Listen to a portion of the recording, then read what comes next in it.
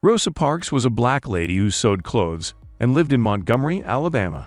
She was born in 1913 and was 42 years old when she refused to give up her bus seat to a white passenger. Little did she know it would help ignite the flame of the civil rights movement that changed the complete course of history. Now, let's discover the unseen courage of Rosa Parks. Ready? Let's begin. Chapter 1: The Birth of a Fighter. This story begins with the birth of a woman named Rosa Louise Macaulay Parks. It was a cool winter day in 1913 when Rosa first came into this world in the small town of Tuskegee, Alabama. Her parents, James and Leona, welcomed their new babe with open and loving arms. But little did they know the challenges their daughter would face growing up in a land that did not grant equal rights to all. Rosa's early years were filled with both joy and sorrow. But at a young age, her parents' marriage fell apart, and she went to live with the people who would shape her most, her grandparents Sylvester and Leona, two people who knew hardship well, having been born into slavery themselves. And though slavery had ended years before, its scars still marked their lives. So they possessed a rare strength of spirit and taught Rosa the power of standing up for what is right. When Rosa was growing up, she witnessed the stark realities of racial discrimination firsthand.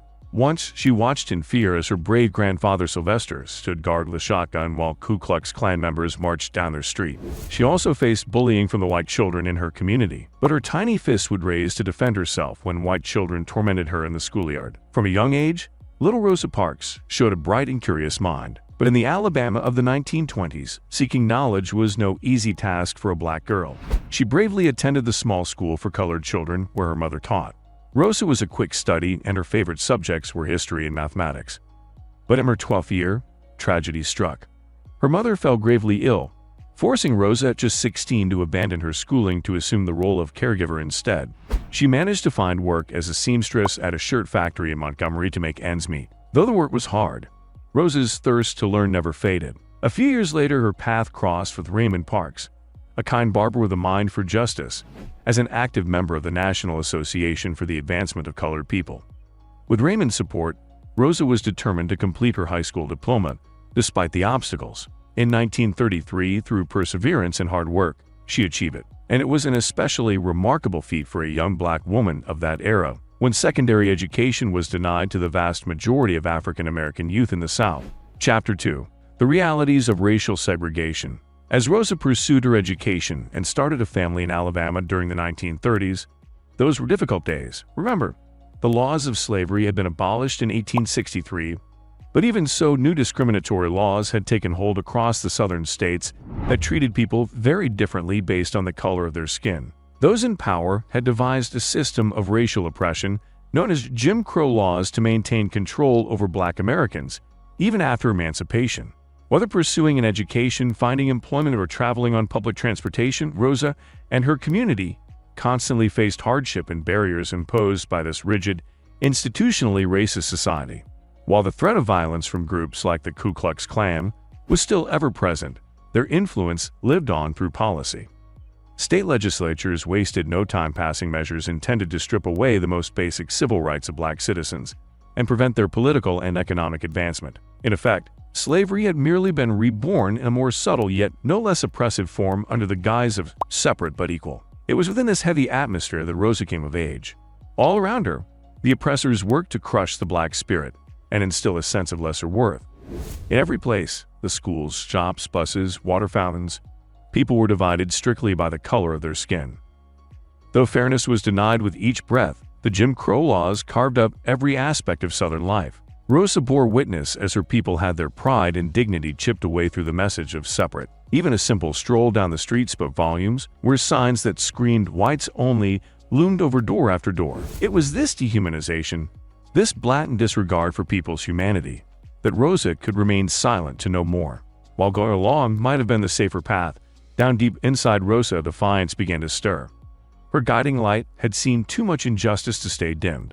Little did any know, but Rosa's flame would soon ignite a fire to change the South, and the story of it all forever. Chapter 3: Activism for Voting Rights. The thing is, Rosa's outrage over the injustice grew sharper with each passing day. She watched as black men, like her own younger brother, bravely served their country during World War II. Yet when they returned, they still faced unfair treatment back home. This made her even more determined to be part of the local NAACP chapter. where she had joined in 1943. As the Youth Council secretary, one of Rosa's aims was achieving the right that so many black residents were denied, the right to have their voices heard at the ballot box. But the powers worked harder to keep black citizens from registering to vote. They crafted tricky rules with names near impossible to pass: poll taxes, literacy tests, rules about where you had to live, and grandfather clauses from long ago still rang true, saying you could only vote if your granddaddies could vote way back when. Of course, for people whose families had only recently been freed, meeting that test was no chance at all. The tricky literacy tests were among the toughest hurdles, with questions so confusing that no one could ever agree on the right answer. People were asked to do things like spell a word backwards and forwards, or draw a triangle that overlapped a dark circle in just the left spot. Questions that made no sense for gauging if someone was fit to vote. Those were real questions used on tests down in Louisiana. And yet a person only needed one answer wrong to fail the whole thing. An impossible standard even for a regular school exam. It was clear the purpose of these nonsensical puzzles wasn't really to test someone's smarts. The powers that be had crafted them as traps, meant to trip people up no matter their education level. The goal was plain as day: keep the racist leaders in control by unjustly blocking the black community from having any power at the ballot box. So Rosa and her family worked hard encouraging Montgomery's black community not to give up, trying again and again to register despite it all. Rosa herself went 3 times between 43 and 45 due to the hostile men blocking the path. The first time, she was flatly turned away. The second, a purposely tricky paper had her stumped. But on her third try, Rosa Parks showed strong determination. She knew her answers were right, so she wrote down the questions and answers in front of the registrar, making it clear she wouldn't hesitate to pursue legal action if denied again. Her application was finally approved. Fair enough, 2 decades later, on August 6, 1965, President Lyndon B. Johnson would sign the Voting Rights Act, which made it illegal to use unfair practices that had kept African Americans from voting for a long time. Chapter 4: The Bus Incident. But back to Rosa. Those years-long struggle just to exercise her basic right to vote showed the tremendous courage that defined her character. The fight for voting became a core part of her political awakening. As she looked back later, that infamous day on the bus, she said, "I was not tired physically, or any more tired than I usually was at the end of a workday. I was not old, being only 42 at the time. No, the only tired I was tired of giving in." She had simply had enough. Enough of compromising her dignity. Enough of accepting second-class treatment as an African-American citizen. So after a long day working at the Montgomery department store where she was a seamstress, Rosa boarded the Cleveland Avenue bus to ride home on December 1st, 1955. She sat in the first row of the several sections reserved for colored passengers in accordance with the city code's segregation requirements.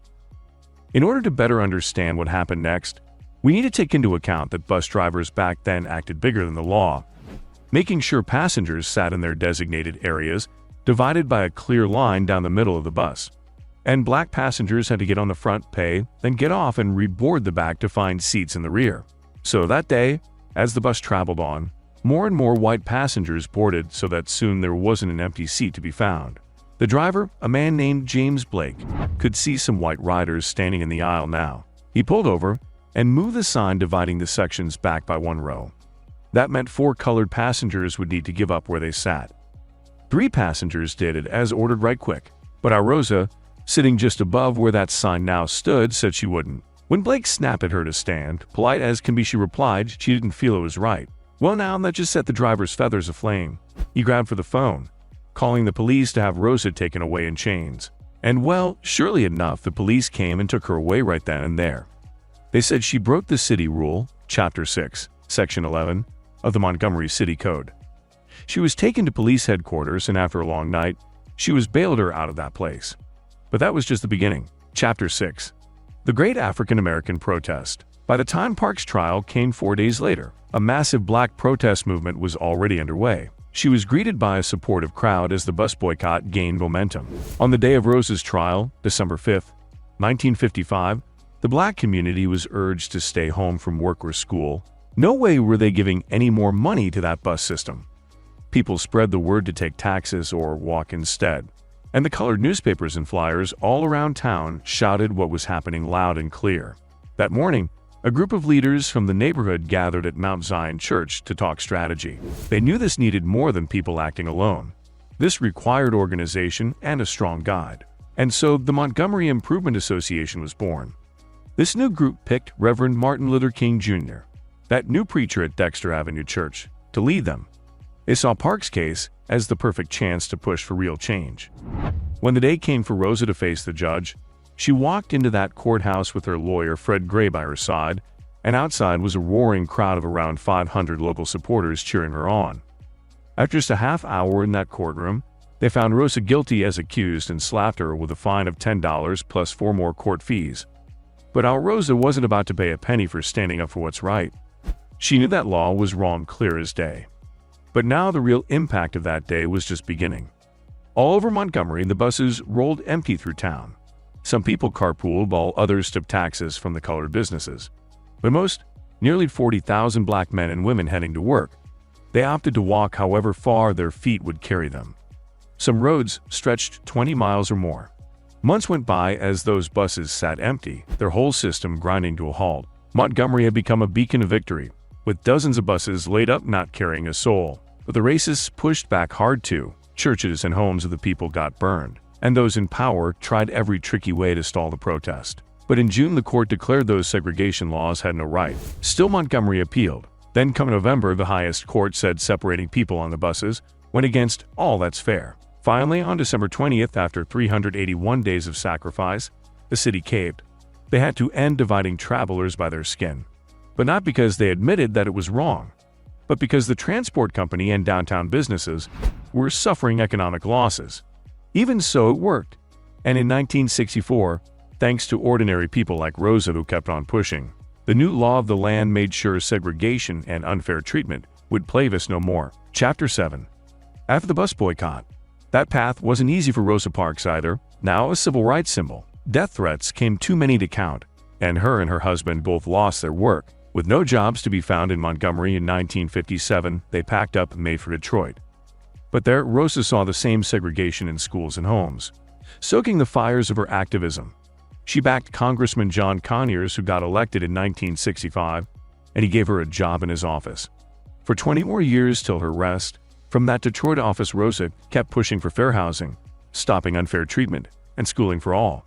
As you can see, Rosa never stopped her peaceful fight with dignity. The NAACP gave her their highest medal in 1979 for the stand she took. She also got the award named for Dr. King, showing the generations to come how to stand up. Rosa earned the Presidential Medal too in 1996 and a gold one from Congress 3 years later, the citizen's highest honor. Her activism persisted as long as her health allowed. On October 24, 2005, she passed away peacefully at home in Detroit at age 92, after being diagnosed with progressive dementia the prior year. Following her passing, she was laid in honor at the U.S. Capitol, the first woman and second African American to receive such an honor. Though no longer with us, Rosa Parks' name remains synonymous with courage, equality, and freedom. Her brave, singular act continues igniting the global quest for civil and human rights for all people. Her memory and message of nonviolent social change will echo through the ages, breaking the silence of discrimination. If you like this video, make sure to hit that like button and subscribe to the channel to stay tuned with us. For now, we're saying goodbye, but we'll catch up with you in another intriguing story of people who made a difference. Until then.